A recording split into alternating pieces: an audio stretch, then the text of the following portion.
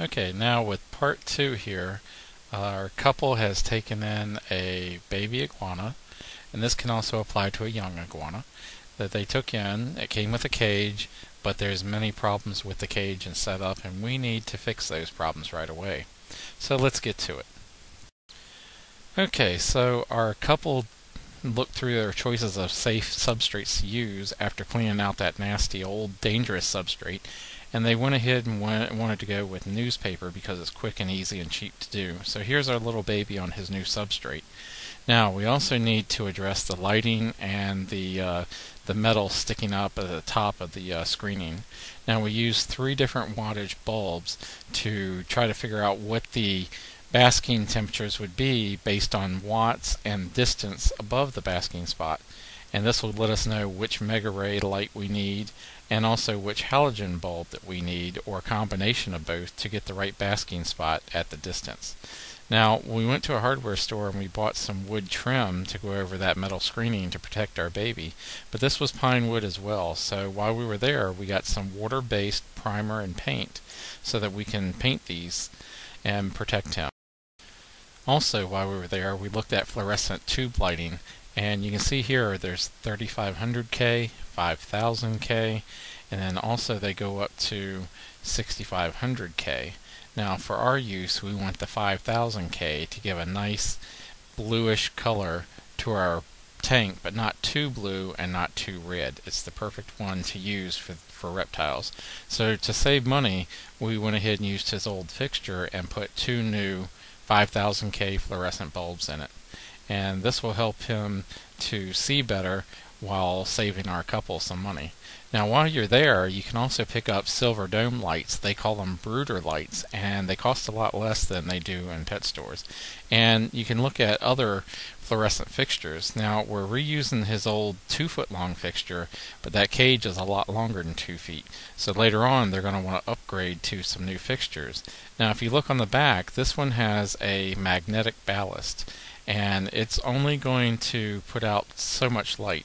Now the electronic ballast is going to cost a couple dollars more, not much, but it's going to put out a lot more light for the same bulb, and that's the one you want. It's best to use the longest fixture possible, and if you can use a 4-foot that uses 2 tubes, that's the best. Now we'll move on to halogen bulbs, and if you can find one that has a 4000 Kelvin color rating, that would be best. If you look on the back of the box, you can see the lower Kelvin color has a softer warm light, whereas the higher color has a white light. And also while you're there, you can pick up some timers and a power strip with a surge protector inside.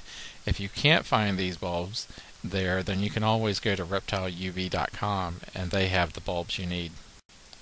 Now there you can order the 5000 Kelvin fluorescent tubes or compact fluorescent. These are both not UVB bulbs. Now you can order the 4000 Kelvin halogen bulb there on the left. You can order the heat projector there in the center for daytime and nighttime extra heat. And then you can order the Mega Ray UVB light there on the right hand side, which is the highest quality UVB light on the market, and the only ones that I use for mine. You can also order some supplements while you're there. You can also order the temp meter and the lighting meter and the UVB meter, and you may wonder why I don't use other brands of lights. You can see here how much darker the other UVB lights are, how little UVB gets down to your animal. Their mercury vapor lights lose about 80% of their output in the first 90 days, whereas the Mega Ray only loses 20% of their output over the entire lifetime and can last 3 to 10 times longer. So that way you get more for your money. Now a lot of new iguana owners will be wondering, why am I talking so much about lighting? And if you go to the URL here, you can find out the reason why. Because research shows that reptile lighting is a process, not just one bulb. Okay, so we'll take the cage outside now, and we'll start measuring for our trim pieces to go along the inside, and we'll cut them to fit so they'll protect their baby from the sharp metal screen. And then we'll prime the whole cage inside and out, and we'll go ahead and prime the lid as well, top to bottom. and we'll go ahead and install our trim on the inside, which looks nice once it's done.